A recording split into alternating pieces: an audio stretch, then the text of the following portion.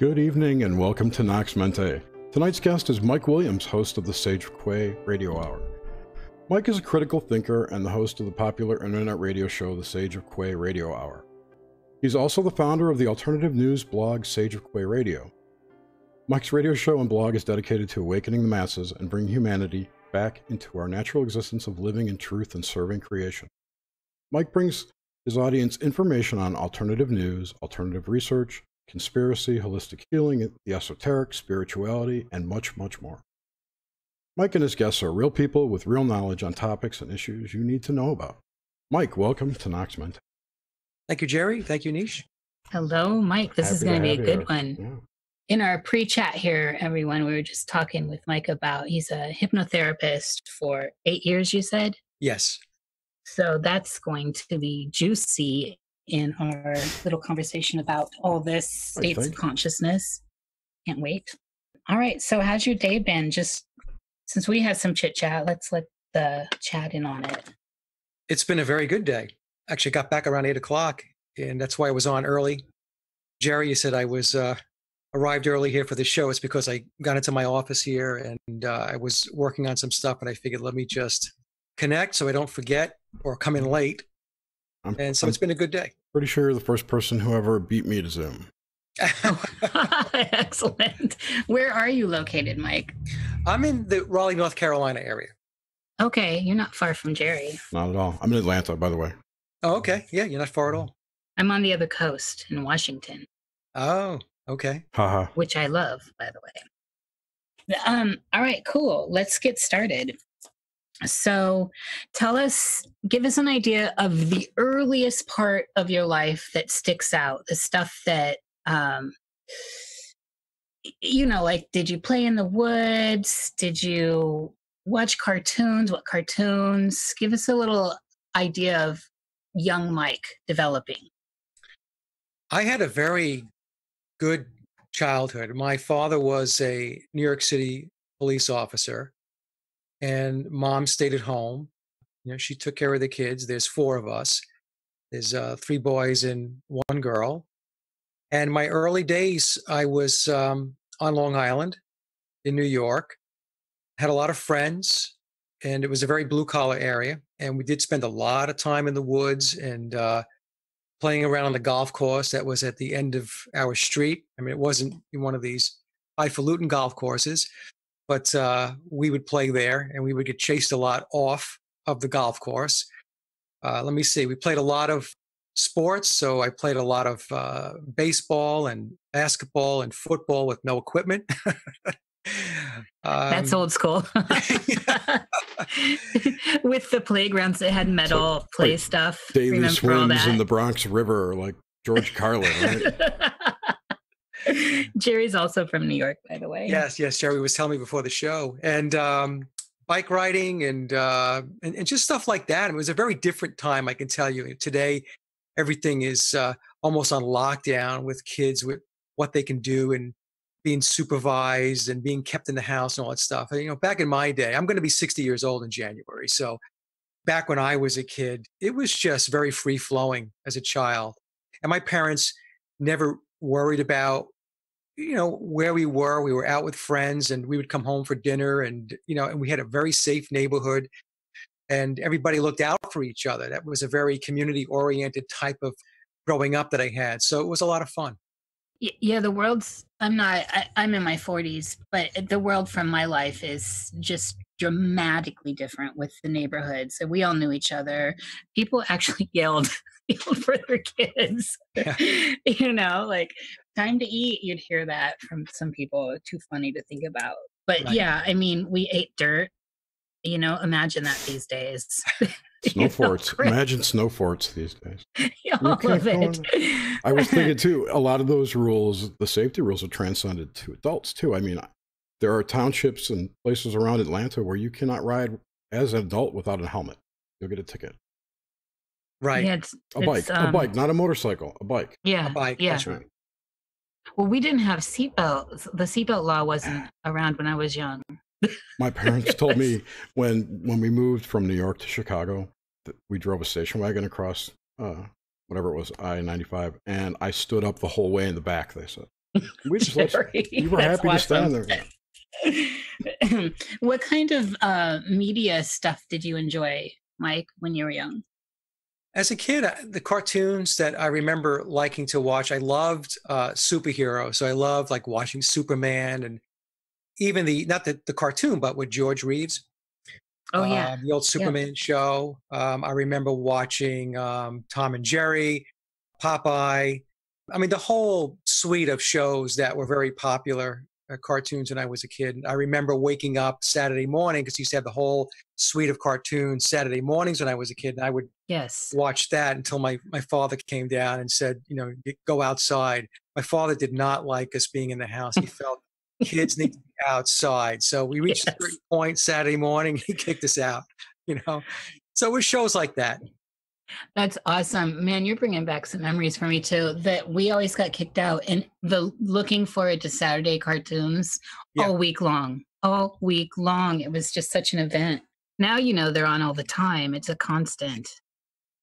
I think and that's playing into some of this everything now stuff that's happening. It starts just right there as a baby.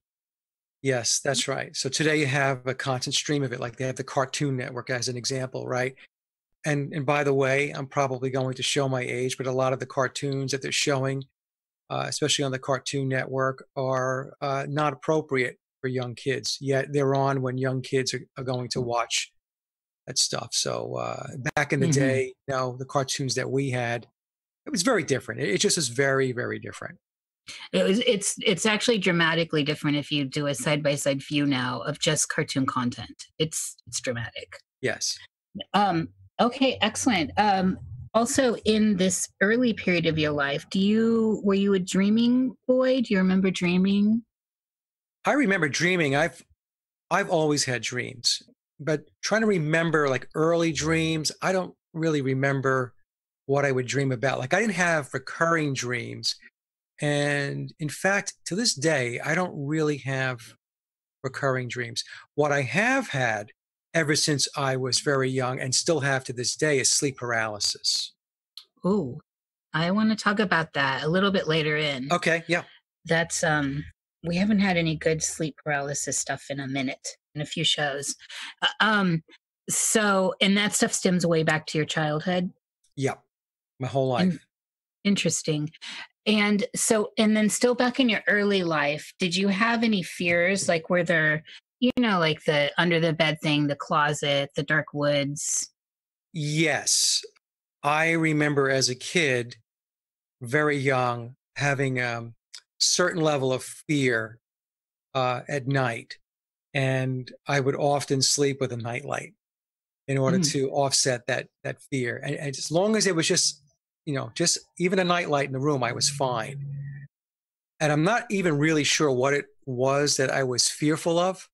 But I just, as a kid, a very young kid, I did have a fear of the dark. Yeah, it's amazing the power of the nightlight. Seriously, I went through a phase where I had to have it on. It was unbearable without it. Okay, cool. Let's move in a little bit to, so we have like kind of where you grew up and these kinds of fun things. So what about when you got a little bit older and you started actually, what's your earliest dream at this point in the conversation that you actually can get a grasp of and remember? My earliest dream that I can grasp. Boy, oh boy, that's a tough question. I really don't know. I had plenty of dreams, but I can't say there was one that stood out that I can recall going back to when I was a kid. So I'm not sure I'm going to be able to add anything here. No, that's all right. I kind of just seed you with that. And sometimes they do come up later. Yeah. So, and then, okay, so if we look at your life from kind of where you started and where you are now, has the dreamscape, the architecture of the dream and the way you dream, has that changed at all?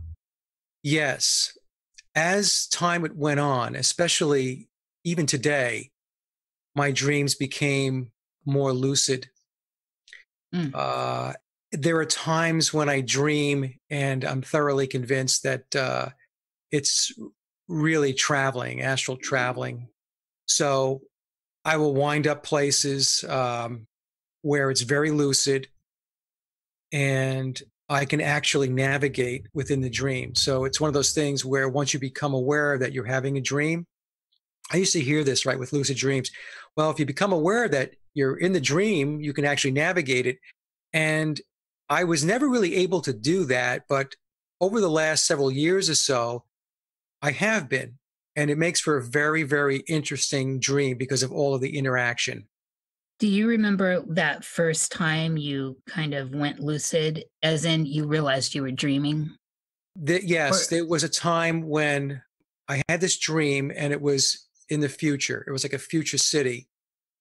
And I remember I was walking along a sidewalk and it was very real. I mean, I can feel the air, I can hear everything. It was as if we're here right now, three Mhm. dimensional, right? But then I remember taking a look at the cityscape and seeing that, oh, okay, this doesn't look very much like a city as we would see it today. And then I saw some craft in the sky, and they were obviously flying, but they weren't airplanes. They were kind of a more of like shuttle types of vehicles that I was seeing. And I remember that there was a man who was. They still had manhole covers, believe it or not. And I walked by one, and there was a guy in the manhole cover, and he was very angry. He was upset about something. And I remember laughing to myself because at this point I had realized that I was in this dream, it was lucid, and I was actually able to navigate it. And I started chuckling because I thought to myself, boy, even though this is in the future, not much has changed because there was a whole bunch of four-letter words coming out of his mouth in that manhole cover. And I remember just walking the sidewalk, and I wasn't interacting with anybody directly, but I was able to see the interaction around me, and it was very, very real. What time period was this for you? How old about? Actually, I would say that the actual having the ability to navigate in lucid dreams was probably about a decade ago, 10 years ago. So it wasn't very, very long ago, but it was about a decade ago where I had this ability to be able to interact in the dream. Excellent.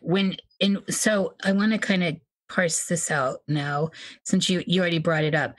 You mentioned astral. So when you are what's your concept here? Everyone has a different kind of everyone. There's so many ways to unpack or even wrap up the concept of lucidity within dreams. Mhm. And so, are there differences? Is astral traveling different to you than, like, say, a high state of lucidity? That's a very good question too. I would say off the top of my head that they're probably different, but they have a similar construct, if that makes sense. In other words, they share commonality, aspects of commonality, but I don't really know. It's a very good question, and I'm not sure I can make it a clear distinction, if that makes sense. Oh, totally. For me, I have a hard time too. There is a sense of a differentness, but I've just now Yes. come to it's all like late states of lucidity because I don't really know what the hard lines are. It's an So altered state. Well, that's what it is. You're in an altered state. So that's the common aspect of it that I guess I was referring to, yes. right? But where you end up, that's different. Right. Destination. The destination, yeah. Mhm. And this ties into the hypnosis too, because you were explaining how that hypnotic state is also akin to that lucid state or that dream state or pre-dream Yeah. state. Yeah. So what happens when you go into trance is you're slowing down the brain waves, and the slowing down of the brain waves is what expands the consciousness. So that's how you go into an altered state of consciousness.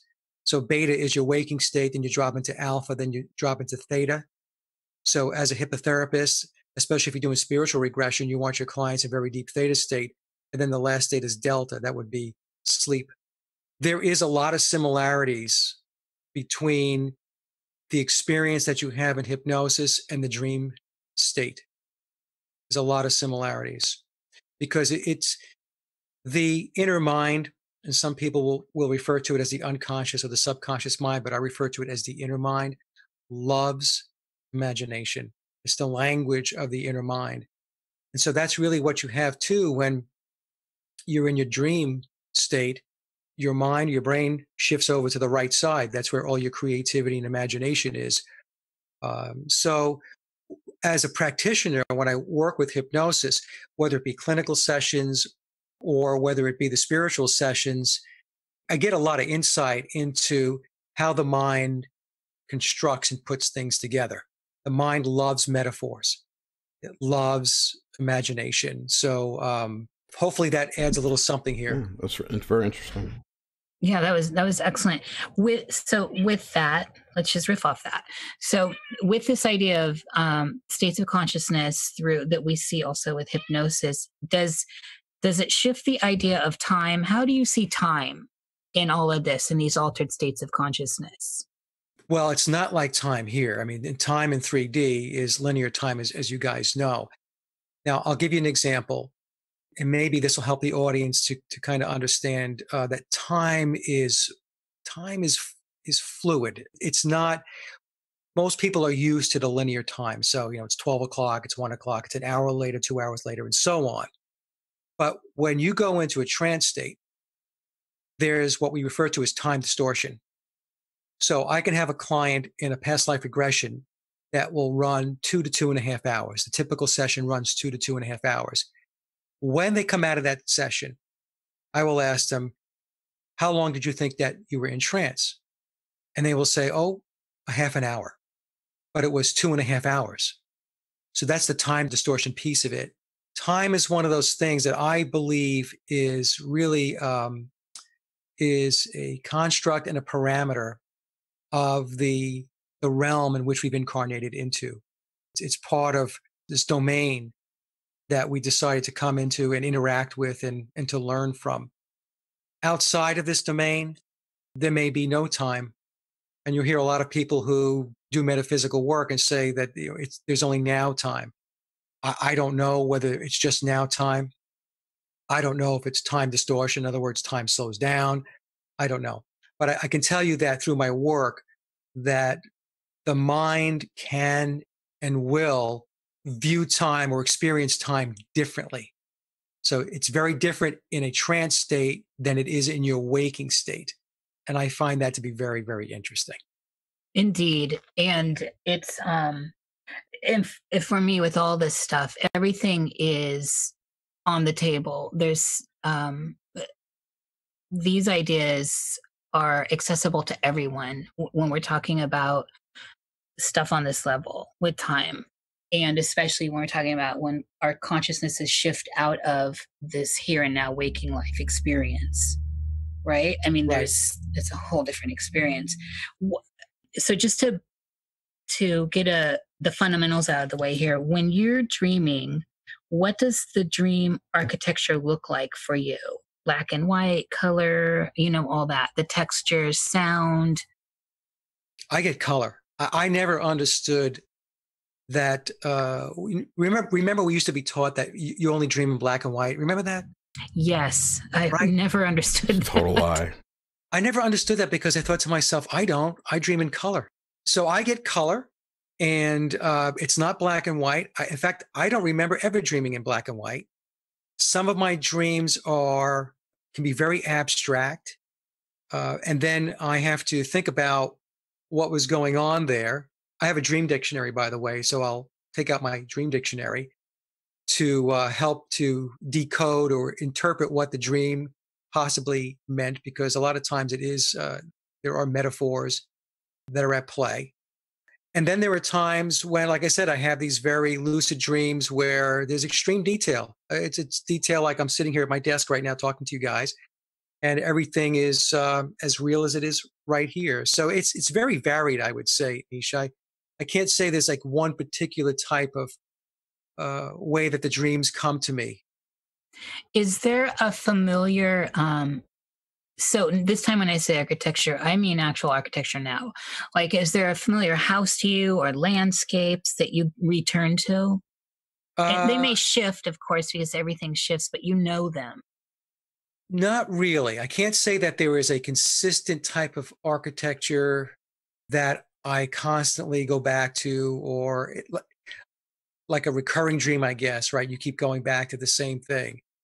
But Uh, not necessarily recurring dreams. So, like for example, I have a house in uh-huh. dreamland somewhere, and it shifts. It's always different, and it has nothing to do with any of the dramas that are playing out. But I always can find myself in it, and it's there and it's familiar, even though it's shifted. So you see the difference there. Yes, yes, I see the difference. So, from a dream perspective, I can't say that I have a particular place that I go to. I can tell you that when I'm in a trance state, I do. So, and I do equate the dream state and the trance state to be very similar. But when I'm in a trance state, yes, I do wind up on another plane of existence. And there are times when I refer to it as the spirit world, where I end up in a place that's very beautiful. And there's a large building, like Roman with the columns. There's a dome top, and I've been there a few times. And it's a place where there are other souls, and it's referred to. Well, it has a part of it that is the learning center. There's another part of it that is a healing center, and there's other areas that the souls can spend their time researching, learning, healing, and so on. So I've ended up in that place a number of times. Since you mentioned this here within the trance realm, do you encounter in, say, the dream state, other souls? So it's not just you. Yes, yes. Other souls, yes. Yeah. Are you referring to interacting with beings or people that you do not recognize in your current life or the life that you're here living, but in the dream state, these people you're interacting with them? Is that what you're referring to? Yes, but it can also be people you've known that have passed, and Oh I yeah. think the distinction here is that they're pushing back. They're not part of your internal network of imagery. They're actually autonomous entities. Yes. So, in other words, a relative has passed, and then I, when I go into the dream state, I'm experiencing them being with me and interacting with them. Yes, certainly. Yeah. Okay. Yes, I have that actually quite often, where family members have passed away, and I will actually wind up with them. In fact, I had one recently. My uncle passed away about 4 years ago, and about a year after he passed away, I was dreaming, and it was as real can be. And I was in a restaurant with him, and he was sitting to my left, and he looked, he looked healthy and younger. And he said to me, "Michael, so how's everything going?" And we were having this conversation. And then I remember him saying to me, after we talked for a while, it was really good to see him. It was really, really an unbelievable visit. And he said to me, "I have to go now." And I said, "No, stick around a little bit longer. You don't have to go yet." He goes, "No, really, I have to go." He says, "But it was great seeing you again." And that's just one example. I've had that plenty of times. And, I refer to them as visits with loved ones who've passed.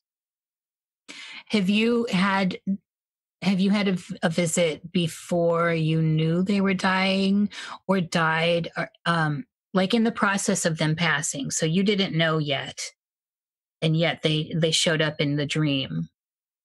That happened to me once where my Uncle John hadn't passed away yet, but he was old. What happened was I was in the dream, and there were other family members that crossed over, had passed, and they were there. And I was talking with them, and they were having a conversation with me about my father. It was his side of the family. My father was still alive. And I saw one of my aunts. She passed away, but her husband, John, was still alive at the time. He's passed now. And I saw his body, but they wouldn't show me his face. And what I've learned is that when that happens, that means that they're almost there. And when they actually do cross over, then the face and everything else will materialize. So that was one memory I have where it was my Aunt Sarah, and I saw her there, and then behind her was my Uncle John. I knew it was him. That was the thing. I knew it was him, but I couldn't see his face, but I could see his body. And then I think it was maybe 2 years later he passed away. That is deeply fascinating to me about that process of not seeing the face until after they pass. Yeah, well, that's how it played out for me. Others might have different experiences, but that's how it was shown to me. Well, it makes so much sense considering the face is so much is tied up in that persona of the face, right? Yeah. That's how we recognize people, really. That's I'm loving that. I've got that marked down in a special spot here, Mike. Okay. It's the first I've heard, and it makes so much sense. Just meaning your other stuff's going in a memory hole. Yes, Jerry recently. Okay, so that just sidetracked me. All right, so back to the nuts and bolts of all this. So in the dream state, when you're dreaming, do you encounter situations or experiences where you feel like you've gotten a download of information? Yes, that's happened a number of times. Actually, had experiences where I'm actually ascending at very rapid rates of speed and going through basically an energetic field. Actually, can feel my physical body vibrating at a very high level of vibration, and then getting information, basically information that would help me to reconcile, maybe as an example, issues that were going on in my life, or maybe I was going through a certain period where there were challenges that I was trying to work through, and getting reassurances that it's okay. It's okay. You're going to be all right. Just work through it, push through it. If there's fear, push through the fear, and it's going to be okay. So, yeah, I have experiences like that when I'm dreaming. It does happen periodically. Do you so on this too, have you also, kind of in the same vein of this, have you learned something within the parameters of the dreamscape that you did not know in your waking life, but perhaps were interested in? So it's already there, obviously, in your mind, or maybe even not. But have you learned something in the dreamscape that was totally new to you? So, or at least sparked or filled in the blanks. So, like when going to school, Yeah. you're learning a new subject, and in the dream, you'll actually get the download. Well, I mean, I don't know if I'm going to answer your question properly, but I guess what I've learned about it is that, well, let me start this way. We used to be taught that our dreams were nonsense. At least when I was a kid, dreaming's just, there's nothing to it. It's just nonsense. It's just what your mind does at night. And then as I got older and I had more and more experiences, and let me just say this, when I was younger, I had a lot of paranormal experiences in my life. So I'll just leave that there. We want to get into some of those you later. can't just leave Okay, that there. Well, the reason why I said we're teasing. I know we can go off on a completely other, a new I know. But what happened was, what I mean by that was, I'm being told that dreams don't really mean anything. It's just the way your mind works at night and so on. And then I had a lot of paranormal experiences as a kid, and I knew that there was something a lot more to our existence than I was ever being told. But I just really wasn't sure what it was, because, when you have these paranormal experiences as a kid, you really don't know what to do with them. And then as I got older, I began to realize that dreams were not nonsense, that dreams meant something. And dreams were a way for our mind to, it's like a clearinghouse to try to reconcile things and put things in the right place, and so on, but also a way in which we would experience a state of consciousness that we just don't experience in the 3D world. what some people might consider to be abstract, and let's face it, a lot of times dreams are abstract.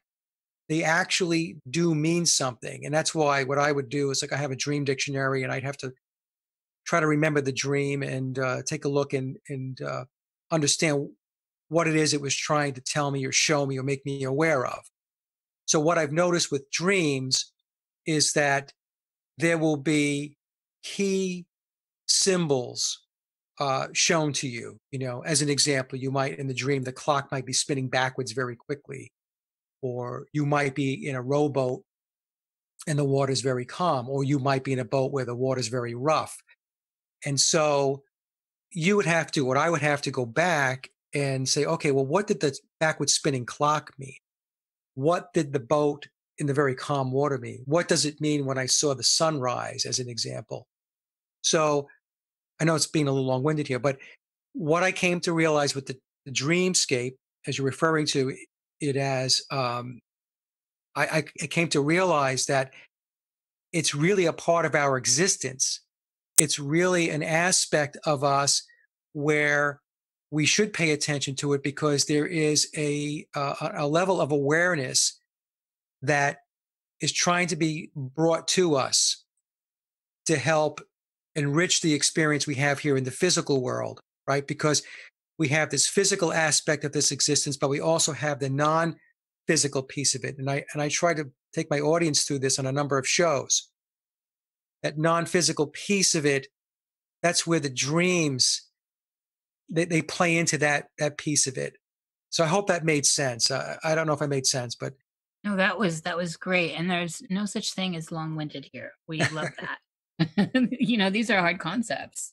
I wanted to ask, you brought up something, and I usually like to get this in the earlier sections of interaction. Is what were you brought up religious at all? I was, my family was Roman Catholic. My mother, more than my father. My father, he wanted to go to church every Sunday. My mother was more into it. But I remember at a very young age not liking church at all, not liking the ritual aspect of it. I thought it was creepy. And I just didn't like it. And I remember as soon as I was able to drive and I turned 17, that I just stopped going. I just stopped going to church. But I was basically, you could say that my mother and my father tried to raise me as a Roman Catholic, and it didn't work out. Where are you now with religion, spirituality, that kind of stuff? I have no connection to any institutionalized religion, very spiritual. And, that's why I do the work that I do with the spiritual regression. Reincarnation is real. There's going to be people listening to this that are going to be screaming at me right now. But look, with the work that I do, Nish and Jerry, it's real. We come back and we play different roles and we learn lessons. And that's what this is all about. We come back into this realm because it's a school. It's a school of higher education. And souls come here because Earth is extremely challenging. It's a very, very tough school. But the upside of it is that the soul's development and learning, it's faster because you're going to a tough school. It's like AP school, AP classes. Yes, yes. And then so you progress. You progress faster by going to this very, very challenging place.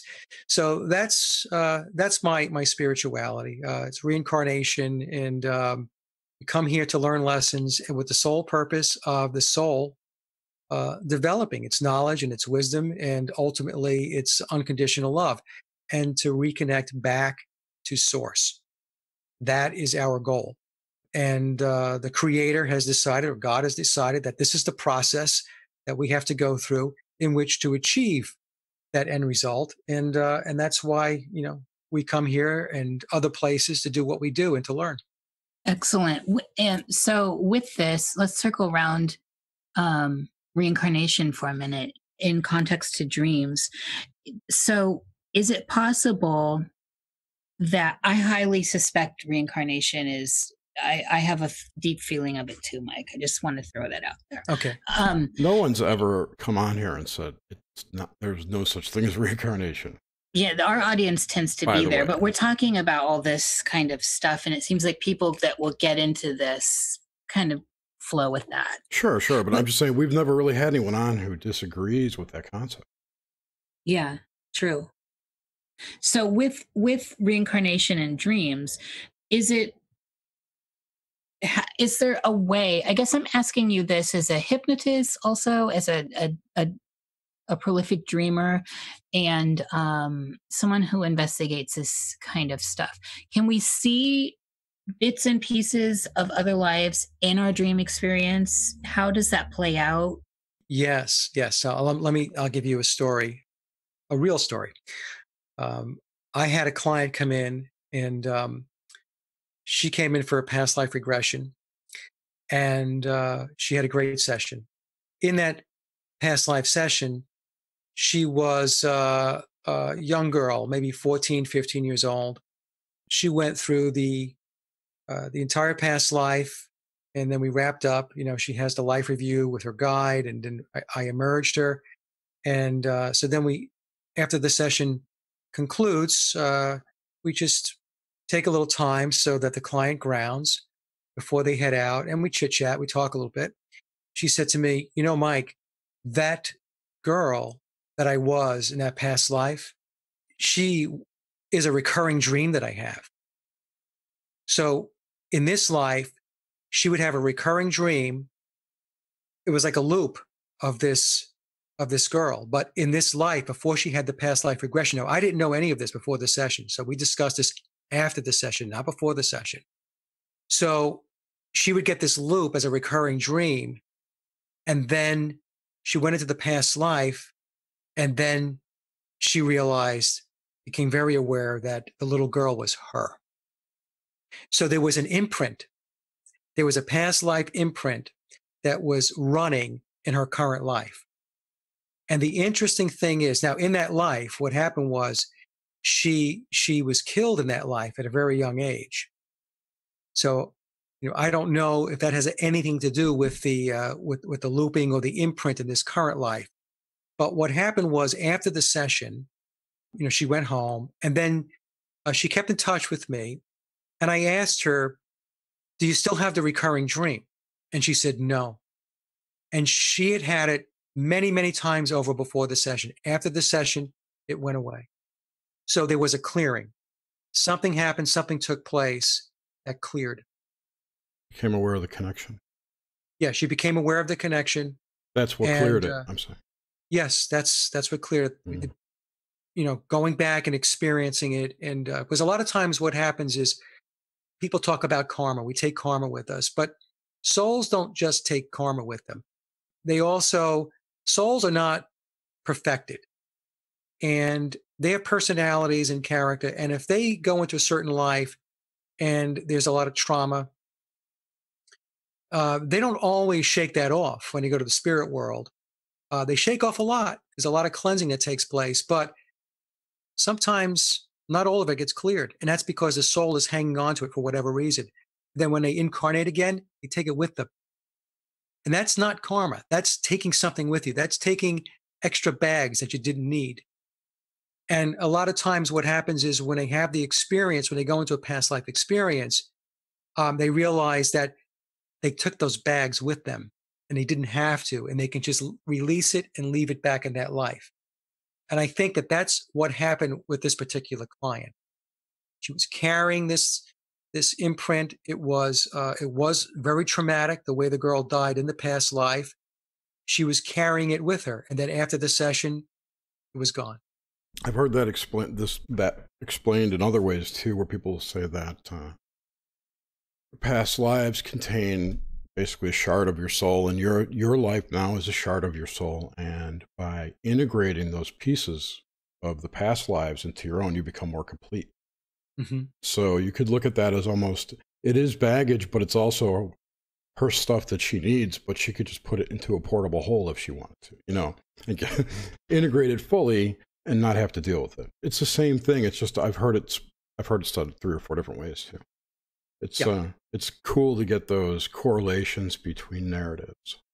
Yeah, there's a lot of connection points, and there's a lot of dynamics. far more than we are taught and told with institutionalized religion as an example, which wants to box you in and tell you it works a certain way. But it's very dynamic. I guess that's the best way for me to phrase it.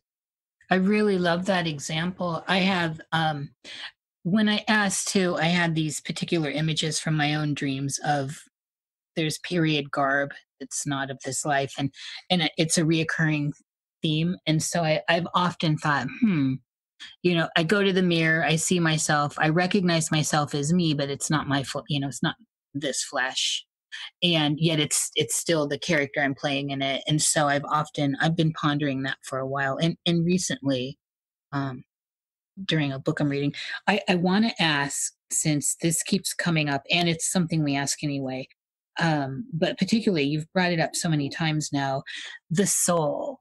Yes. Tell me about, what is the soul as you see it? The soul is your essence in the non-physical spirit world. That's what your soul is. And your soul is that spark that brings life into your human incarnation.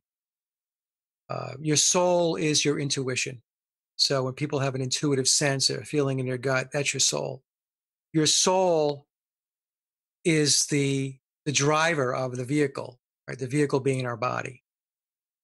And the soul takes on this body and this vehicle and this part that they're playing, because that's really what it is. They're playing a part in this huge theater, in this play, in order to learn its lessons. The sad part of it is that the controllers that control this particular age that we're in now, the Iron Age, they are bent on damaging and disconnecting the mind-body connection, breaking it, and making it as difficult as possible for the soul to be able to navigate its life in this incarnation. The example I use, Nish and Jerry, is that you're going to drive across the country 3,000 miles, right? So the soul is born with a body that is like a new car. There's nothing wrong with it, and should be able to hop into that new car and drive 3,000 miles across the country with very few hitches. The way the world works, the way the controllers are, how they're breaking things down is they take that new car and they make it a wreck before you really even get started. So they'll flatten the tires, they'll put sugar in the gas tank. The car will be missing power steering fluid, so you can't steer it very well. They'll give you a half a tank of gas and so on. And that's what we're up against. That's what the soul in this particular age has to be able to work through. And that's why it's very, very difficult. Some souls lose control of the vehicle. And that's what we see really running rampant in society today, in the culture today. Souls that have lost the ability to steer the ship.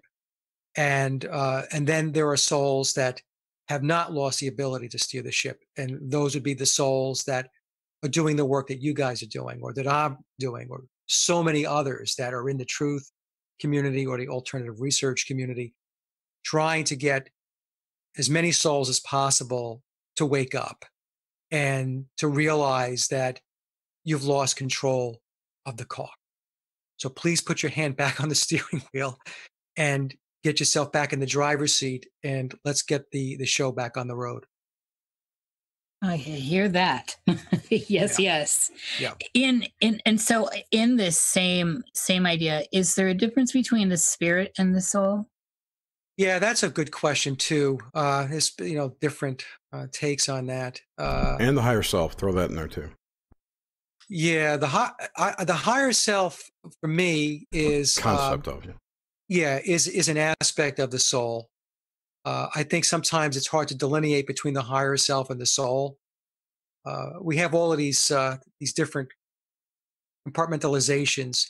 The spirit, again, this is just my view of it. The spirit is at a higher level than the soul. So there's this spirit of us that is really connected to the creator, to creation. And then there's the soul piece of us that is, again, that part that has to learn, that has to experience these lifetimes and these experiences in order to develop and to move into that realm where the spirit is, where the creator is. I guess that's probably the best way to explain it. But again, that's just my take on it. And I've read so many, books and stuff on this, and it just seems like if you ask 10 people, you will get 10 different answers, Totally, because, reality is subjective. Some people will say the soul and the spirit are the same thing, and then you'll have people who debate you and say, no, it's not. So, right. Yeah. Yeah, we've had that. So let's look at some of your dreams a little bit here. We've got all this kind of holding it down. We know we've got an idea of you, Mike. What are your tell us about these reoccurring dreams, like a couple of them. Give us some examples. I used to have a recurring dream where I was shot, and that haunted me for a while. I remember being in my 30s, and I would have this dream where I was shot and I died. And it got to the point where it wasn't just in the dream, but it would I would have this momentary flash of awareness during the day, and it used to kind of creep me out. And this is an interesting story. You guys are probably thinking, boy, he's really plugging his practice. But plug away. What happened was I had a past life session going back to it was late 2009. And in that past life, I was shot and killed. And before the past life, what happened was I was shot, and it was on the right-hand side of my body. And it was up near the shoulder area, neck area.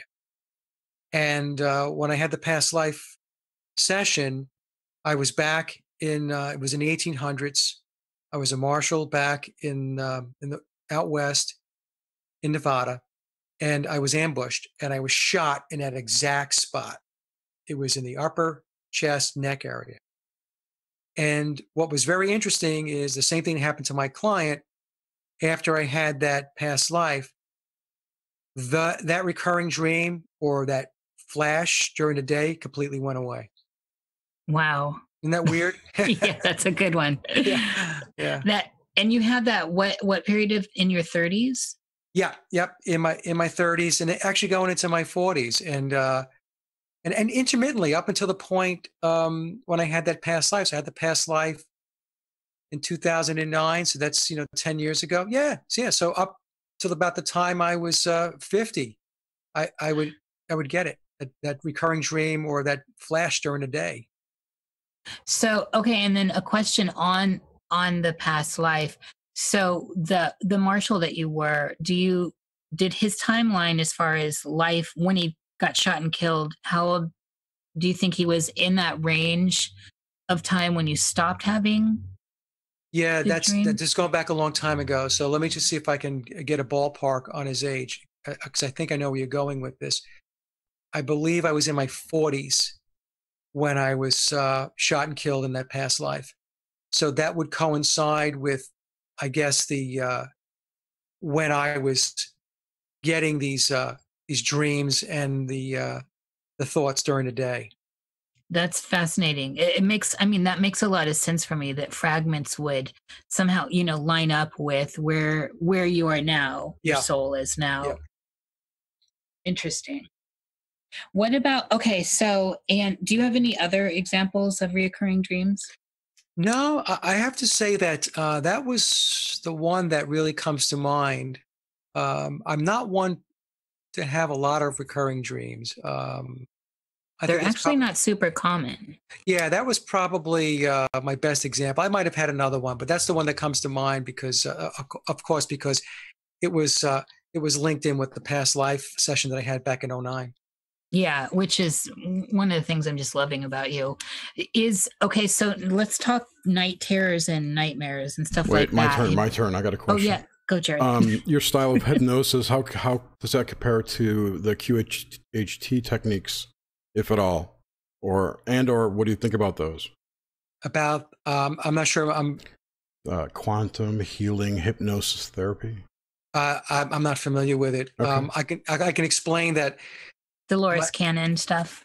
There's probably some similarities. I didn't follow Dolores Cannon very closely, so I'm not knocking her. I just didn't follow her. Sure. The work I followed was the work of Michael Newton and also Brian Weiss predominantly. And there was other books I read and stuff like that. Okay. But yeah, the way it works is there's an induction, and it's not any of that stage stuff, and you're not looking at a watch going back and forth or spinning a spiral or any of that stuff. It's basically you're using guided imagery to take the client into a very deep trance state, and from there you regress them back to some happy memories in their current life. I'm talking about a past life session now. And the reason why you back them up in their current life is think of that as kind of exercises to get the mind used to going back in time. And also, once it goes back in time and lands in a memory or a scene, it gets acclimated to picking up details. And then I will take them back into the womb. And we do indeed have memories in the womb. Some clients will get a lot of information in the womb. Some won't get any. And then there's everything in between. But even if they get really no memories in the womb, it has no bearing on their ability to experience the past life. So we go from current life memories, 2 or 3, into the womb, and then we regress back into the past life. And then after they cross over into past life, they die, they then meet up with their guide, and I help facilitate a life review. Why that life was shown, why that life was important, how that life will better help them to navigate their current life path, and so on. So that's the process. Yeah. Kind of like a sneak peek. Yeah. Cool. It's all fascinating. I love it. So, all right, I guess it kind of feels like I'm sorry to interrupt you. No, Jerry.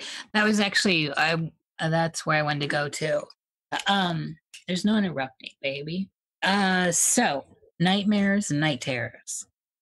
My nightmares or night terrors came in the form of sleep paralysis. All right, let's go there. Yeah. And I've had them ever since I can remember. And so for those who don't know what sleep paralysis is, it's when you are asleep, but then you are awake and you can't move your body. You cannot move your body. And many times people who suffer from sleep paralysis, and I was one of those people, it can be very dark, very negative. I experienced entities, very dark, negative entities, like basically hovering up over you, whispering, talking in your ear, and these very creepy, demonic voices and stuff like that.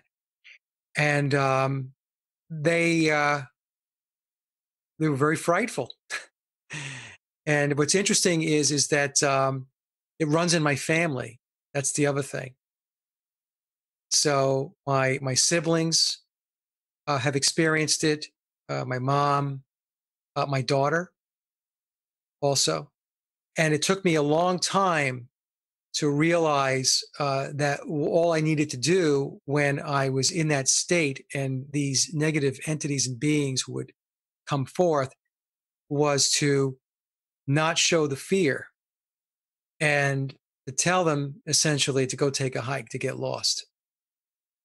And once I learned that that's all it took, it went away. And then the sleep paralysis then took on a different type of perspective where I didn't have this negative, dark stuff coming, but more interesting things where I started to make correlations that where I was in a different dimension or a different timeline. Because what would happen is I would be in the room and I can see everything, my bedroom. And sometimes the bedroom looked exactly the way it looks in my waking state. And then there were times when the bedroom almost looked like it does in my waking state. So what I mean by that is I would glance over to the left because you could see with your eyes, and I can see that there's a picture hanging on the wall that is not a picture that is hanging on the wall in my waking state. And there were other anomalies in the room. So the room was almost the same, but not quite. And then there was a couple of times where the room was completely different. I mean, it wasn't the same room that I was in.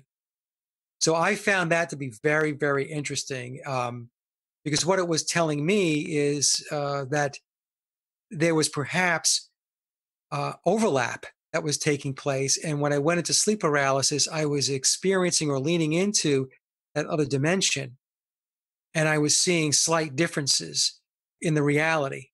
So that has really opened my eyes, to be honest with you, because for those in the audience that are listening that have experienced sleep paralysis, they'll probably know what I'm talking about, especially those that have had it for a while. We have those different scenarios. It's the same room, it's slightly different, or there's a different room, but everything is very real. I've heard a lot of people call that the lower astral dimension, and those entities are lower astral being. Yep. And you can just tell them to get lost, as you said, and they will go away. And if you can eat them and get their power too. Yeah, what they do is they love the fear. Mm-hmm. That's the thing, you know. So when you're there, it can be frightening because you actually see them sometimes. They come in as shadow figures, and they are right up against you, right? Like, you know, they'll be like maybe 2 or 3 inches away from your face and stuff like that. And I remember one time this very, very deep demonic voice whispered in my ear and said, "It's almost time to get up, Mike. Almost time to get up." And the way I was, oh man. And the way you break out of it is all you need to do is to move an extremity. So if you move your hands or your legs or whatever, basically what happens, I believe what happens is that your soul is to a certain degree detached from the physical body. And once you start moving the extremities, what happens is the soul comes back into the body, and then you wake up. And when you wake up, you're very tired. A lot of times when I woke up from these things, I'm sweating profusely from head to toe. There's an enormous amount of energy that is expelled when you're going through that experience. One time I was in one, and it was a very difficult one to break out of. And once I broke out of it, I just sat on the side of my bed, and there was a disembodied voice to my left. And folks, I'm not making this up. This was not in my head. There was a woman's voice who said to me, she was to the upper left corner of the room, "I wish I could have helped you some more." And it was just unbelievable. That voice was there. It was probably you. What's that? It was probably you. I don't know. I don't know what it was. All I could tell you is that it was a voice that, and I was there by myself, you know, so there was nobody else in the house. I meant your soul or your astral body or some aspect of you. No, I know. Yeah. But like I said, at the end of the day, I don't know. I don't know what it was. All I could tell you is that is what I experienced. So all it did was support my belief and my experiences that there is so much more to our existence. There's so much more out there to experience. And it's not this simple little box with a bow slapped on top of it, you know? And I just happen to be one of those lucky people to have experienced these types of things. But yeah, that's my sleep paralysis stuff, but it has gotten a lot better. I've even heard stories of people who suffer from sleep paralysis who've called out for Jesus to help them, and something bright light will come and scare the bad things away. But what they later found out was that just the same thing playing the other side of the coin, those same entities will pretend to be an angelic spirit or some bright light, and they'll feed off the joy or something. Yeah. I mean, there's so many. It's funky. there's so many views to this thing. I could tell you one story where this happened about a year ago, and I was uh, I was in bed, and it was about 2 o'clock in the morning, and I was there with my ex, and I had sleep paralysis, and I guess I was kind of calling out to wake me up, and because what happens when you speak in sleep paralysis, it just sounds like garbled, doesn't make sense, and so I got out of it, and she woke me up, and when I looked over at her, her face was white as a ghost, and I said to her, "Are you okay?" And she said, you didn't see that light?" And I said, "What light?" And she said, "There was this brilliant white light that just beamed through the blinds, and the blinds were closed." She said it was so bright, it completely lit up the room. And this is at 2 o'clock in the morning. And I said to her, "Well, it wasn't like car headlights." And she looked at me, and she just shut that down right away. She's, "Mike, the room lit up like a torch. And then as quickly as it came, it went. And it was when I came out of the sleep paralysis." Now, what was that? I don't know, because I didn't experience it, but It was you. it was it was me doing something. It was either me, or it was me doing something, or me connected to something. There's no doubt about it. But I could tell you that she would not ever, ever have made that story up. And I could just tell by the look on her face that it was just something that she had never, ever experienced before. So that's something I'll put out there. But I'm sharing stuff here I've never shared. That's the way These it are goes on the show. remarkable. That's the way it goes on the show. And these are just remarkable. Thank you. And I'm really Yes, thank just been speechless over some of this.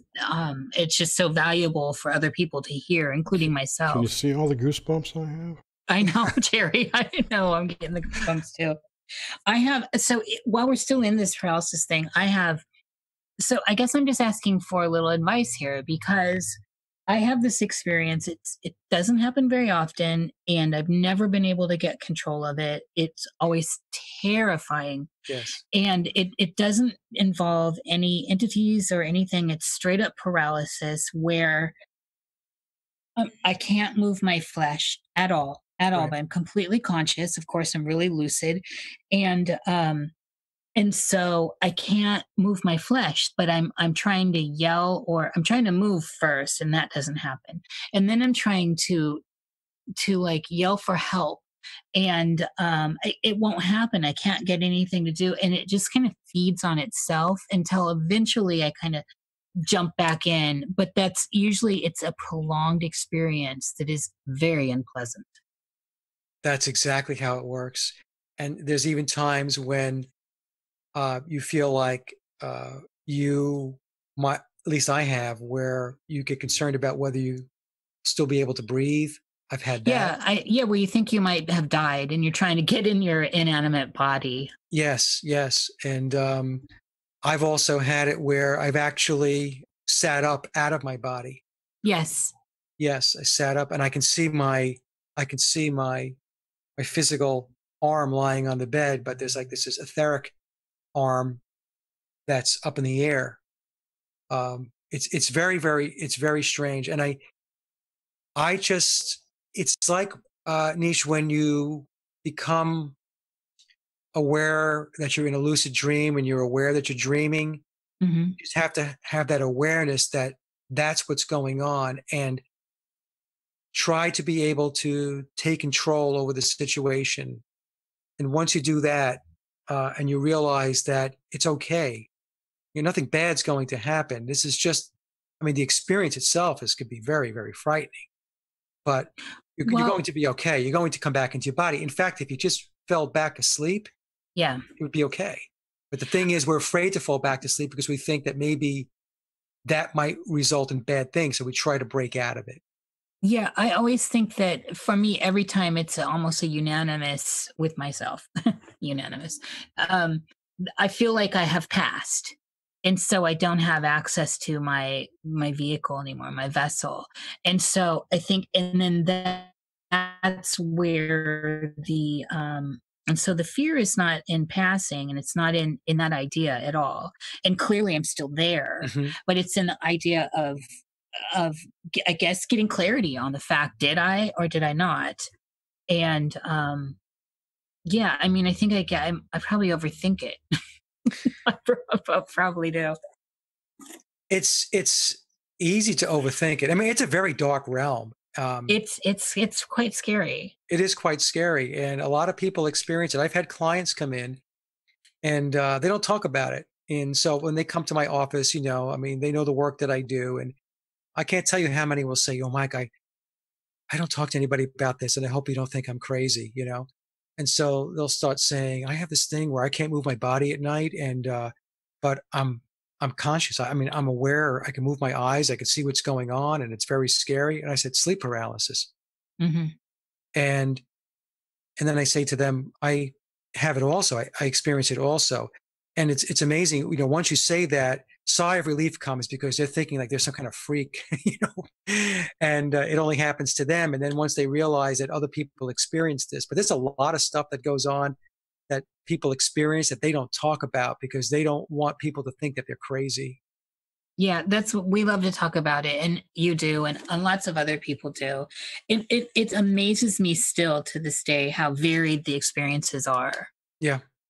I mean, really, there's so many different facets to how people are experiencing out of this state of consciousness awareness, out of the waking life experience. And so that's kind of where I want to go next is the idea of where do you think the full consciousness is? So like right now, we're all three talking on Zoom, and we're in our vessels talking, and with what you gave us earlier with reincarnations and soul fragments essentially, Yes. where are we? Are we fully here right now? Are you fully there, Mike? That's another really good question. And there's a lot of theories on that. I believe our consciousness is not actually contained within the body. I believe that the consciousness is contained within the ether, that you can't see it. It's energy, it's frequency. That's what it is. I think that's what it is, or could possibly be. The brain, I always get annoyed when people equate the mind with the brain as an example. I do not subscribe to the mind and the brain being the same thing. The brain, as David Icke, to steal one of David's terms, is a biological computer, and it takes inputs and then results in outputs. But where are those inputs coming from? I don't believe it's coming from the brain. I believe it comes from outside. And one of the ways that I kind of have a proof point is that I'm also a Reiki master. So when I do Reiki, I'm a conduit, and Reiki practitioners have attunements. We go through, I don't know, they're not rituals, but we go through attunements, like to be able to master the symbols that need to be used, in which we actually bring the chi in, and this universal life force, others will refer to it as that, into us, and then to the client, right? So where is that coming from? Where is that energy coming from? And so anybody who's ever had Reiki as a client will tell you that they can actually feel the energetic flow moving through their body. It might feel like waves, it might feel like tingling. Many times it's heat. They feel the heat coming off my hands. And my hands are not sitting on the body, because some people might say, well, if you've got your hands on their body, they're going to feel the heat. No, the hands are above the body, 2 to 3 inches above the body. So where is that coming from? So, and Nikola Tesla talked about the ether, right? He talked about it all the time, and he talked about energy and vibration and frequency. So that's what I think, Nish and Jerry. I believe that this is all coming from the outside in. And it's almost like we're in a video game or a simulation, to use that as an analogy. Like if you play a video game, are you actually in the video game? You have an avatar that represents you, and you're interacting with other avatars that represent other people or beings, and you might even be driving a car or going into a supermarket in the video game, but you're not in the video game. You're controlling it from outside. So I believe it's very possible that that's exactly how it works here. That we control, or we are, these are, our bodies are avatars, and we're on the outside having this experience within this simulation. I mean, Right. I guess that's an analogy that I can use. Some people may not agree with that, but that's how I kind of view it. We're on board. And I would even go so far as to say, when you're in the simulation, the thought of like going to the planets that are displayed in the sky is crazy. Like you wouldn't even think about that. Yeah. So it's, I don't know. This is heady stuff, and it's good to talk about it. It really is. This is a very interesting format you guys have, I have to say, because this is a lot of stuff that I think about, and you really don't have a vehicle many times in which to express your thoughts and your opinions on this. And that's all I'm giving, by the way, folks, is my perspective and my insights on this. It's anybody who claims to say that they understand all this or they have it nailed down, they do not. They're selling the book, probably. Yeah, yeah, we agree. That's one of the reasons why we went there with this show, is that we all have the experience of dreaming, or at least possible, and everyone's valid. I get so tired of people that just have the market on something. It's like, this is something we actually all have access to, and we all may be experiencing something different or similar. Right. And we both wanted to do podcasts, but we wanted it to be not like everybody else's. Anyone can interview someone about their latest book or their latest video or whatever, what they're working on. But you don't get to know that person and what they think and what their opinions are. Yeah, we're trying to scratch the surface here. On this, okay, so to kind of wrap up, because Jerry and I definitely want to get into the paranormal stuff. I thought we were there already. Well, we are there, but not. There's more to that. I want to get to it, ghosts and all that. Death, Mike, death. So we've woven a great foundation with the reincarnation and how the dream experience and all of that goes along with that is unfolding as you see it. And where does death fall in? The death of our current persona fall in? What happens to us? Well, so I know you have a lot of insight here.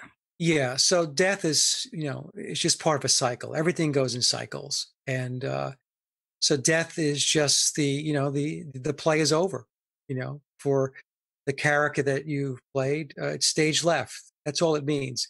But this is not where we live. This is not our home. This is not who we are. This is a part that we're playing, a character that we're playing. Your soul goes home, and it's very, very different than this place, where it's all about knowledge. It's all about wisdom. It's all about, as I mentioned before, achieving unconditional love, and then reconnecting with the Creator. So we are infinite, if you will, and you do not die. You do not die. Your consciousness, it continues on. And the lessons that you learn in this life, they go with you. They go with you. That's part of the development that the soul is seeking, the learning that the soul is seeking. So you don't lose any of it. So there is no death, really. And we have to go through the experience of death down here. And it is very hurtful when we lose loved ones or we lose our pets, and that whole emotional piece of it in the morning. We have to go through that. That's the cycle of the experiences, the cycle of the learning and the lessons, is to have those emotions and experience those emotions. So I personally do not fear death, because I know that when I do die, when Mike Williams is not here anymore, my soul will ascend and go back home. And then once I'm back home, we're going to have a little party. And then we're going to plan the next steps, the next set of learning, whatever that may be. Maybe it's incarnating again. Maybe it's not. Maybe it's spending time in the spirit world and continuing studies and your education there. So that's how I look at it. And I think it's very sad that a lot of people, I know people that will say, once you're dead, you're dead. That's it. There is no afterlife. Worm food. Yeah, I mean, there is definitely an afterlife. That's my dad. It's my dad too. I remember my Roman Catholic father, I should say. My dad was like real, shot in the arm. Mike, when you're dead, you're dead. Gee, thanks, Dad. That's very uplifting. and echoing you're like 9 years old. Oh man. And I was like you, raised Roman Catholic with my parents Roman Catholic, who kind of fell out of it. So now they're like, whatever, it's nonsense. Yeah. It's funny how, and I hated it as a child and still hate it, but I'm looking at it going, maybe there's something there. It's interesting, the juxtaposition. Anyway. Mike, so while we're on the subject of death, this is kind of the segue too. So I want to talk about different kinds of death. So say like traumatic death. And so I want to tie this in with I want to get in there with the paranormal. And so say, and there's a lot of traumatic death happening right now. We look at all the fuckery going on in the world atop the planet. And you could just be in any war-torn place and there's traumatic death happening. How does that affect the soul, the being? And can they get lost in the process? Can you have a traumatic death and not realize you're dead? I believe that can happen. So I'll explain how I believe it works based upon my work. When you come into this life, you know what it is that the type of life you're going to have overall. You select a body, you know who your family's going to be. You have a probably more than a general understanding of what the life's going to be about, the hardships and so on, because you know what the lesson plan is. Now, that being said, that does not mean when you come here that it just rolls along according to the script, because you do have free will. And I know there are people that don't believe you have free will, but you do have free will and you're able to make choices. And also, you can get lost along the way. And the way you get lost along the way is that you attach yourself from a physical world perspective to things that derail you. So as an example, what can some of those things be, right?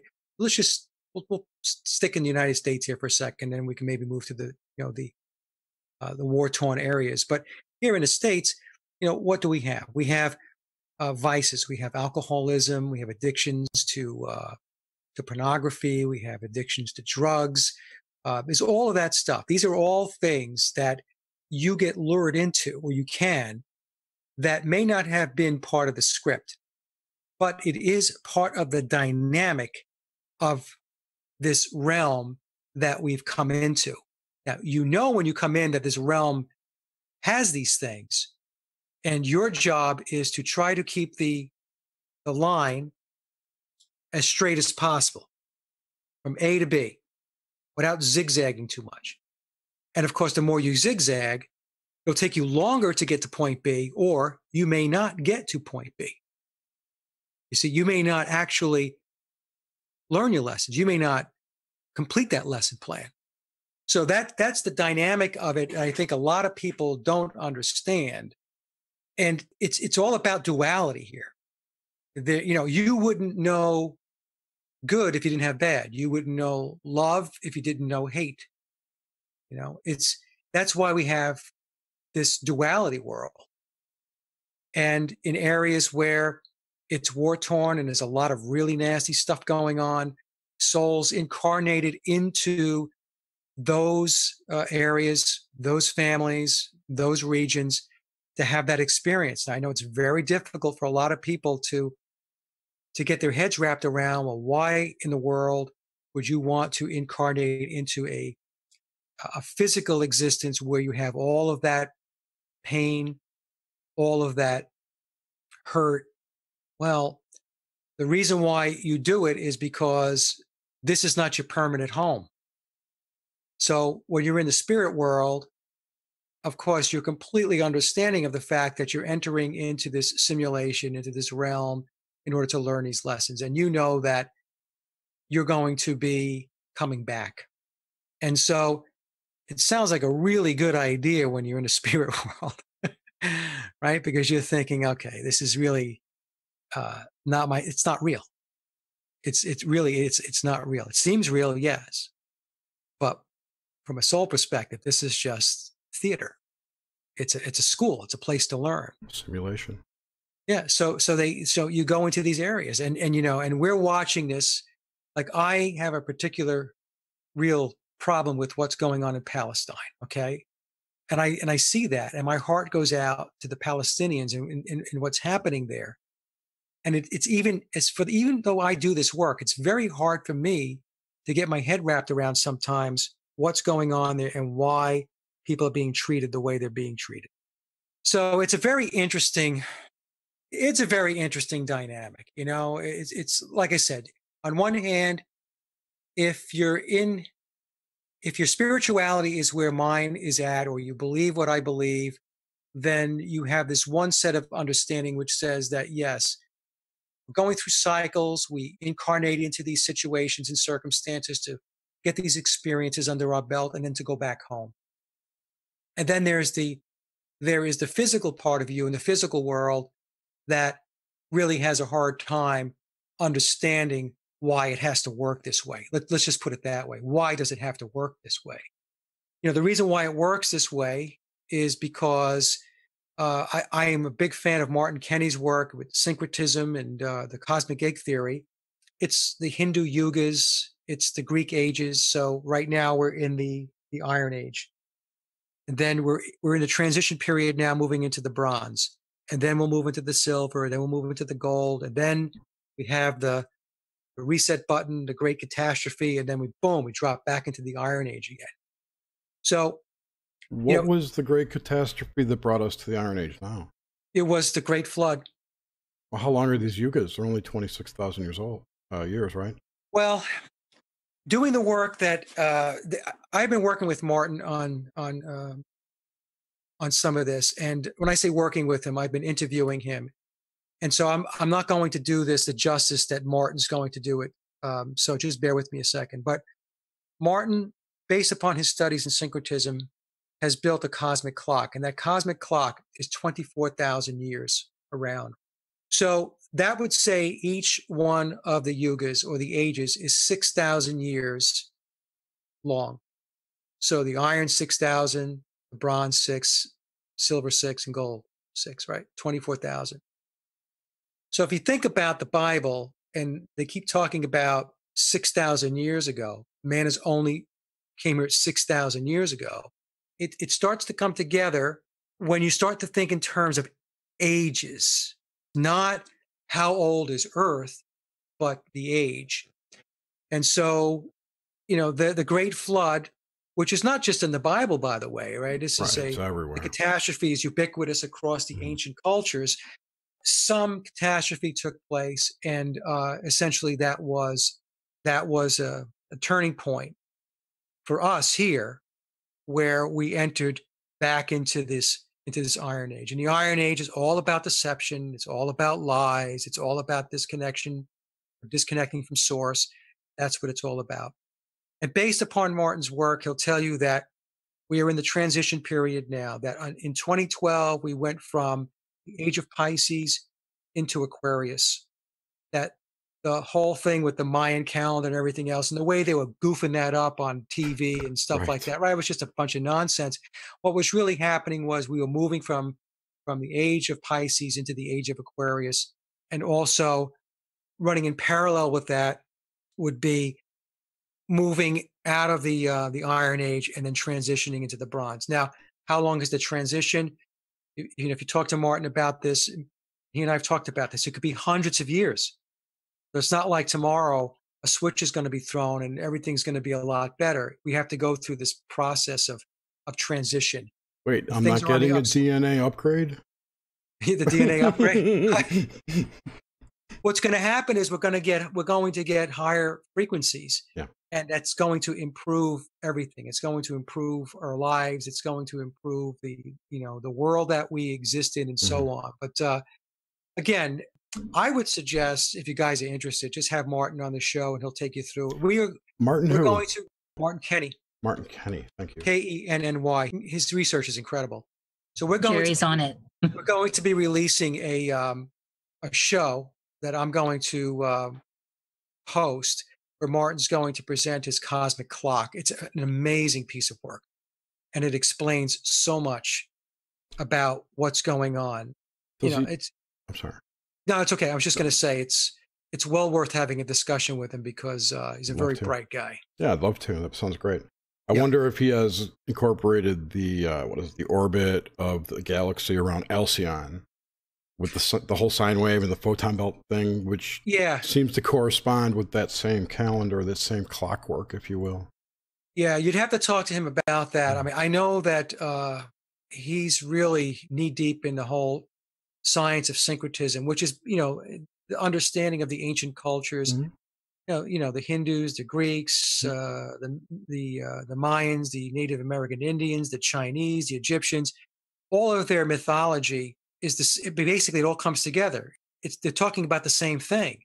They might have different names for the gods, but once you look at it from a syncretism perspective, you realize that they're actually talking about the same thing. And he's done amazing work in that area. In fact, Santos Bonacci is also an expert in syncretism, right? So you guys probably know Santos. Absolutely.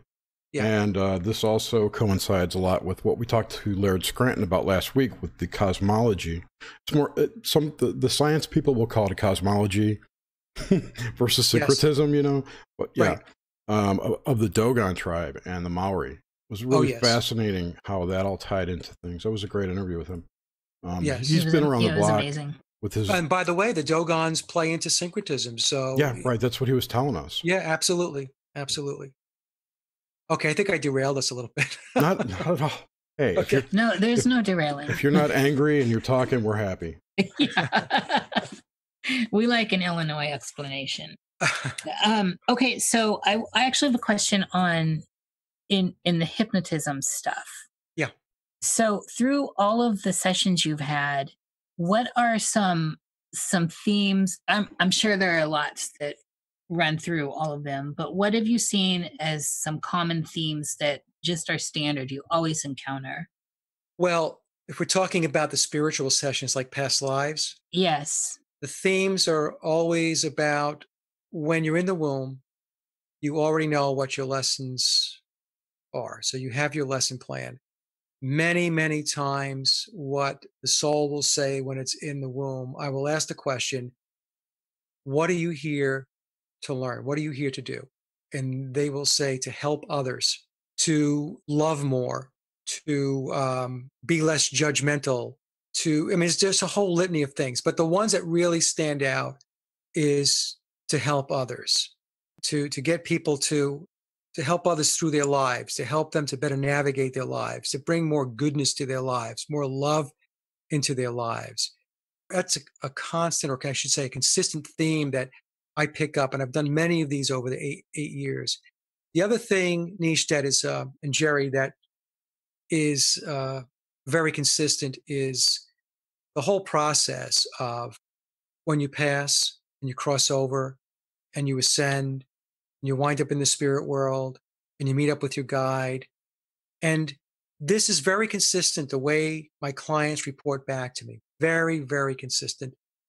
And we have to understand that my clients don't know each other. It's not like they're taking notes and then handing it off to the next person and saying, this is what I experienced and this is what I said, so here you go.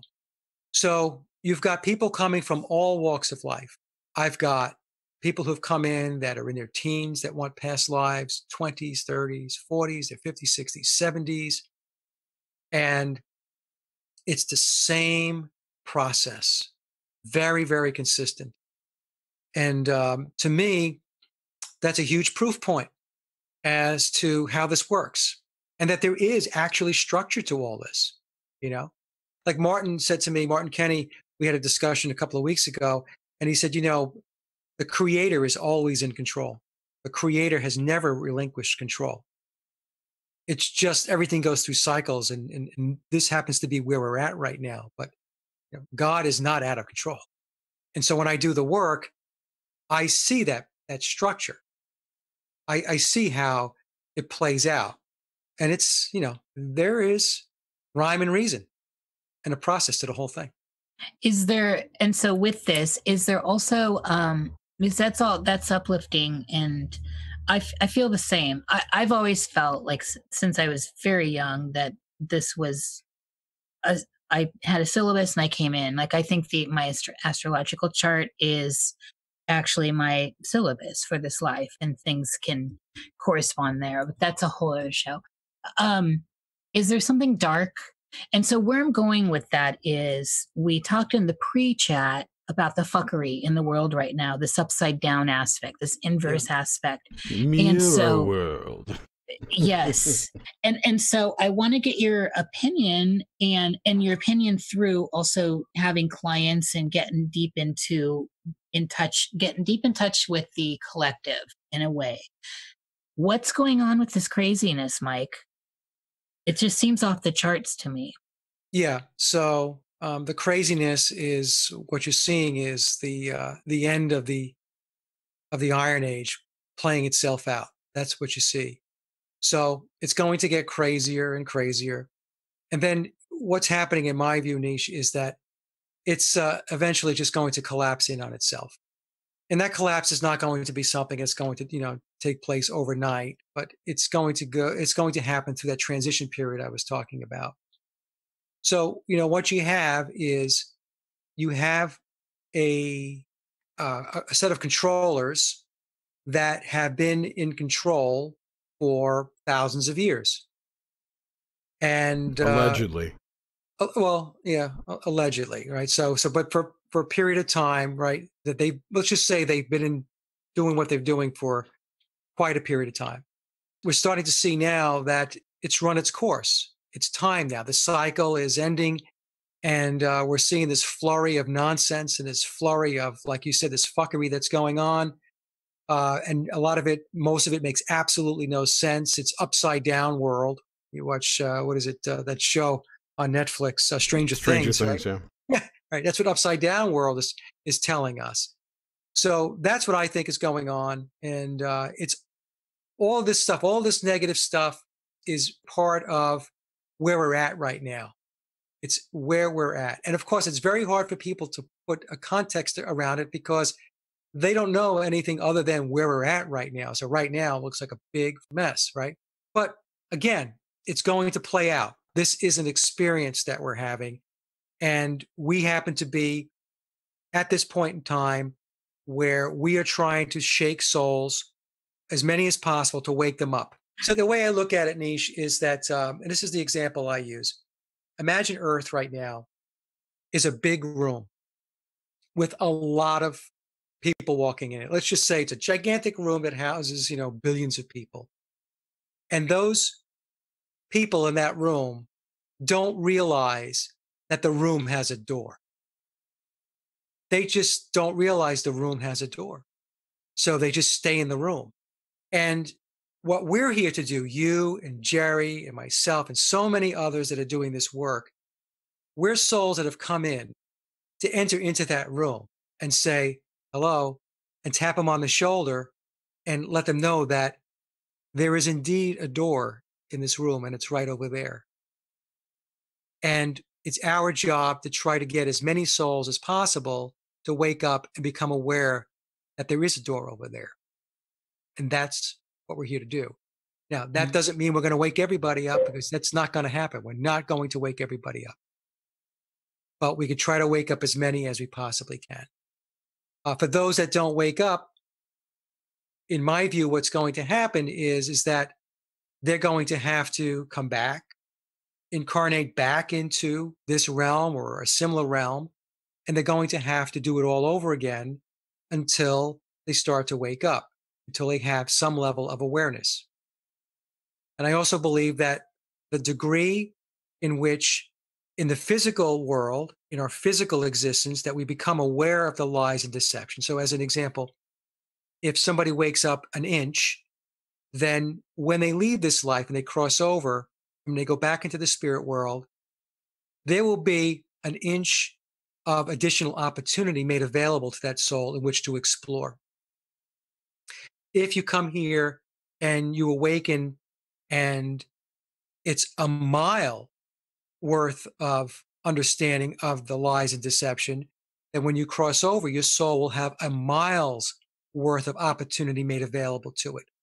So that's how I believe it works. But if you have no awakening and you just kind of chug along, then you're going to land right back here, because what happens is when you go to the spirit world, they're going to say, well, the opportunity made available to you is this. It's the same as it was before because you didn't have that awakening or that awareness in the physical learning experience. And it has to happen in the physical learning experience. It has to happen because from a soul perspective, you already know what this is all about. But when you come in here and you have your amnesia, you don't. So it's a process of how much you wake up. So to the degree that you wake up, that significantly enhances what's made available to you opportunity-wise in the spirit world to do further exploration. You may not have to come back here as an example. You may wake up enough where your teachers and your guides will say, you know what, you don't have to come back to this place called Earth. You go someplace else. And hopefully it's a better place. It doesn't have all of this nonsense going on. So anyway, I mean, that's my perspective on it. And the reason why I've come to this conclusion is because there has to be, and reward is not the right word, but I'll use it for lack of a better term. There has to be a reward for those people that have come here to do the work, and for those people who have awakened, and for those people that are communicating the truth. There has to be. The Creator didn't put you here so that you could just become flustered and bang your head against the wall and tell you, go do it all over again. I also don't believe when people walk around saying that this is a soul trap. It's not a soul trap. It can be a soul trap if you don't wake up. If you don't wake up, it's a trap in the sense that you've got to come back and do it all over again.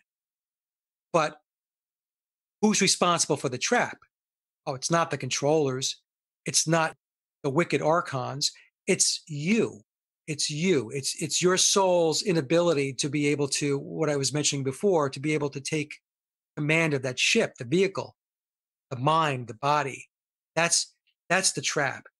But there's no trap per se, because if you wake up, there is none. So I hope that made sense. Yeah, that was great. It was funny because someone in chat had asked that question, sort of that question, and you answered it. All the questions that people have asked in chat so far, you've answered, which is great. Oh, okay. I didn't realize it was a chat. That's like a I don't pay attention. I don't even look, Mike, because I have to focus on the conversation. It's like a triple synchro already, so don't even, we're going to stop counting now. So with this, but that's a synchro if he's actually answering questions that, that's great. So with the world, so with this fuckery and with this end of the age, how bad does it get? And I also want to look at that through the lens of, well, how bad can it get? And then I want to look at it through the lens of what's the difference between the world that we're experiencing and the planet, right? Do you see Earth as sentient? Yes, I believe, yes, Earth is sentient. Yeah, so Earth is part of the whole sentience of the Creator. The world is, I guess the way to kind of parse this out is, the world is the theater, the play, the stage, the simulation, right? That happens to take place on Earth. Does that make sense? Yes, to me, absolutely. Okay. So I guess the point I'm trying to make is that it's what I said before. The Creator or God, source, is not out of control. We have not lost the Creator, God, or source. They are in control. We're going through a process here. So that process is the world that we incarnated into, which is right now is very crazy. It's like I mentioned earlier before the show started, we live in a cartoon. It's like a comic strip, but that just happens to be, the play that's playing right now. That's, what's on the screen. It's all reruns right now. Everything is in reruns. Yeah. Every plot is being rewound and redone. We've got Watergate going again. Yeah. Right? Yeah. We've got McCarthyism going again. Yes. It's they keep playing the same script over and over and over again. And I believe the reason why the script's being played over and over and over again, I also believe that is part of the awakening. In other words, I'm going to keep playing this thing until you realize you're watching the same show. This is like somebody watching the same episode of Gilligan's Island and thinking every time they watch it, it's a different episode of Gilligan's Island. And we have people who think that. They'll watch the same episode and they think it's a different episode. So that's why this duality is playing out. And, Oli talks about this and others have talked about how, as an example, these things that take place are scripted. Yes, they are scripted. And isn't it amazing at how many people still don't see the script? Yes. So, but I would say that they're just here to distract us. Who's here to distract us? Those people who don't see the script. Well, I think gatekeepers in a way to keep us, on that fence. Oh yeah, definitely. There are people here to keep us distracted, but there are other people that just don't see it because they're just not awake. They haven't reached that point yet where the soul has taken back control of the vehicle, of the mind and the body. That's how I kind of look at it. So, anyway, I'm sorry, Nish. I think I probably took a left turn on you again. No sorries are allowed. No, I love these left turns, and that's part of what makes it juicy. So I have my last and final question before we go to whatever the chat has. Is you've mentioned several times your dream dictionary. Which one do you consult? Oh, I have it inside. I'd have to go in and get it. I'll tell you what. Let me get it to you. Yeah, and maybe you can put it in the description box. Absolutely. I forgot the name of it. Yeah, cool. And we'll put it on our server in the show notes. Yep. Yeah.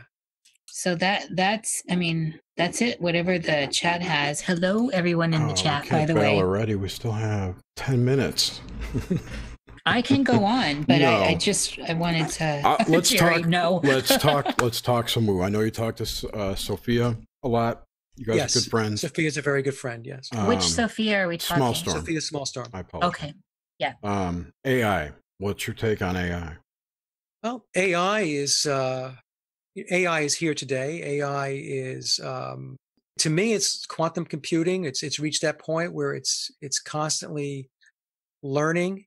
It's learning human behavior, and it's picking up its data points from all of social media and all of our interaction on the internet. And it's taking all this and it's bringing it in. So the example I use is I used to work in the corporate world and I was in IT. So when I was in the corporate world, we had, many companies have this. It's an initiative or a program called business analytics. So with business analytics, the objective was to be able to predict your clients' needs and your clients' wants before they knew their needs and wants. How would we do that? Well, it's through accumulation of data and looking at data, analyzing it, trending it, and so on.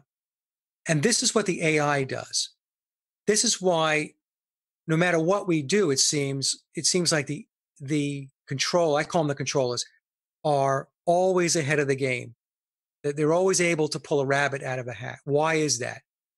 Because they've gotten to the point where their artificial intelligence has been able to do business analytics at a level beyond a corporation. Think of where we are. Just think of Earth right now as a corporation. They're able to run these scenarios. So they know that if they put A, B, C, or D out there, they run the computations and the AI will say, well, if you do A, you could expect within plus or minus, 1%, this type of behavior or reaction from the masses. If you run B, it's this, C, that, and so on. So this is where I believe AI is at. AI to me is a controlling mechanism where they have enormous amounts of information. Also, their understanding of human behavior is incredible. And it goes back to things like Tavistock Institute as an example. Everything that Yeah. goes on around us is all calculated.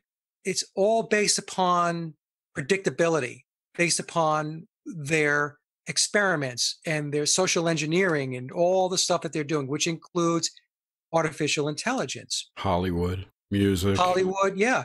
So we keep feeding the beast. That's the point I want to make, right? So if you're on Facebook and you're reacting to a bunch of stuff, Yes. right? I have Facebook as an example, but basically it's my blog post. That's essentially, you see very little of my personal life on Facebook. But there are people that will put all kinds of stuff up there. They'll rant all day about politics, or they'll rant about their relationships with their husband, their wife, their boyfriends, their girlfriends. They're putting all kinds of inane stuff out there. But what they don't realize is all of this stuff is being gathered and categorized. I had Jason Boss on my show. Jason used to work for Google, and he left Google about 8 years ago.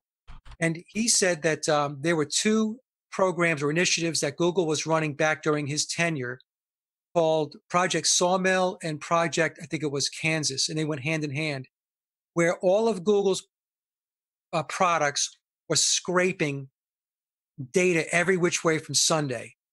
So, Gmail, Chrome, the search, and everything that Google makes was just gathering information left and right and just compiling it all. And not only that, Jason said that Google products that touched other products that weren't Google, it was scraping that information also, that data also. That's how that was 8 years ago. Right. Well, 8 years ago, that's when Cambridge Analytica built their Facebook applications, which have been scraping data off of Facebook users since then. That's how they got their user base. Right. Or their knowledge base, rather. Their knowledge base. That's right. And that's right, Jerry. So what's happening is we collectively are feeding it. Right. And that's why it is playing out the way it's playing out. It's like you said before, it's completely upside down. It's bizarre. Well, when you think about it, people's behavior has become more bizarre. Yes. So the AI is taking in bizarre input. So its knowledge base is saying, hey, there's a lot of bizarre types of stuff out there. So we're starting to see bizarre scenarios playing out. That's how I think it's working. So I really do. I think they're so far advanced with this stuff that it'll make your eyeballs roll around your head. I'm sure it's worse than that even. It just what I've been thinking lately is that if this AI gets to a quantum computer, wouldn't it then exist throughout all time? I mean, if quantum computers actually work the way they explain them to work, then this thing operates outside of what we consider linear time, and therefore could influence things in our past. I don't discount it. I know it sounds crazy to people, but whenever you watch anything that's put out by D-Wave, I mean, they're talking about going outside of our dimension, right? Outside of they openly talk about that, right? Right. So like even the whole thing with the Mandela effect, what's going on there? Now, of course, there are Mandela effects that are sketchy, right. But there are other ones that are very, very. I mean, they're very clear that something has changed. The one that sticks in my head, and I stumbled upon it way before the Mandela effect became a meme, was Kirk Douglas dying. I remember Kirk Douglas dying in the 1990s. I remember when he died. You remember, right? In 1990s? Yep. And then he died again. And Jerry Lewis has died 3 times for me. Who? Jerry Lewis. Jerry Lewis has died 3 times. Yep. I remember Hugh Hefner dying twice. And so it's, it's one of these things where how is that happening? I'm not a crazy person. And I mean, I don't subscribe to all of the Mandela effect things, but how is that happening? How is that happening? Could it be that they're able to alter the timeline?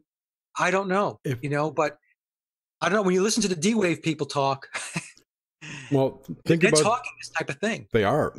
And what is Geordie, whatever his name is? Yeah. Yep.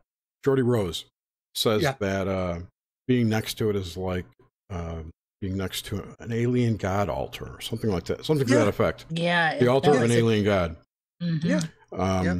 Yeah. So it's just crazy. If you take that thought to its full completion, this AI could be the other that people channel, that people, if I, think back to like, I can't remember the name, the people the Nazis were in cahoots with. Oh, Aldebaran, yeah, sure, the Aldebarans, for instance, but there was those 9 people. Like the Tool Society? Thank you. The Thule Society could have been just channeling this AI from the future. And they're like, you can't build us until you get these parts in your technology. Yeah. No, I mean, you don't know. Talk about a loop. Talk about a loop. Yeah, and the Tools Society girls, Maria Orsak, I think her name was. Maria Orsak, thank you. Yeah. Oh yeah, the Vril. Yeah, right. Yeah. I was the trying to Vril remember Society. her name. That's what I couldn't think of. The Vril. And with Vril, right, bringing all of this information in, and they were definitely decoding information that was coming in. Where was that coming from? So I don't know. I don't know. I don't have answers. Or I don't expect you to. It's just like I just think about this stuff, and it's like, well, that's pretty crazy. Hey, Mike might think about it too. Yeah, no, I do. I do think about this stuff, and like I always tell people, like they'll ask me, "Well, don't you have an answer?" I'm like, "No, I don't have an answer. I mean, how could I possibly have an answer to this stuff?" But you still have to think about it and philosophize about it, and bring it into your awareness. What if?